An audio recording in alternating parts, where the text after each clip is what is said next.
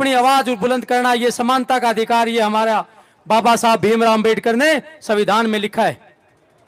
26 नवंबर को 1949 को जब संविधान लिखा गया और जब 26 जनवरी 1950 को संविधान देश में लागू किया गया तो समानता का अधिकार दिया गया। अपनी अभिव्यक्ति की आजादी, सभाएं करने का, आंदोलन करने का, अपनी आवाज उठाने का अधिकार भी बाबा साहब भीमराव अंबेडकर जी ने दिया है।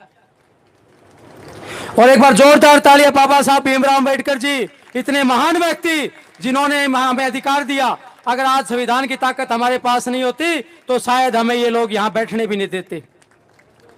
बाबा साहब अंबेडकर जी ने बताया और लिखा और ये ताकत दी कि कोई भी अगर अधिकारी और कोई भी अगर प्रशासनिक के लोग, कोई भी सरकार अगर आपकी आवाज नहीं सुनती तो आप शांतिपूर्ण तरीके से धरना दे सकते हैं। चन्नत गांव के लोगों ने कभी भी किसी भी समय ना तो सरकारी प्रॉपर्टी का नुकसान किया और ना भी किसी का अशांति फैलाने का काम किया है, बल्कि सरकार ने तोड़ा नियम। संविधान की अगर पालना नहीं की थी वो सरकार ने पालना नहीं की। हमारे खेतों में जब पाइपलाइन एक्ट 2008 लिखा गया, उसमें लिखा हुआ है कि बिना किसान की पूछे आप उसकी फसल में, आपके खेत में आप घुस नहीं सकते। संविधान किसने तोड़ा है? सरकार ने। सरकार तोड़ने वाली है संविधान को। और केस किसके ऊपर हुए? मुकदमे किसके ऊपर हुए?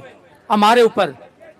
5 मुकदमे ठोक चुकी है सरकार अब तक, लेकिन ये लोग मुकदमे वालों से डरने वाले नहीं है।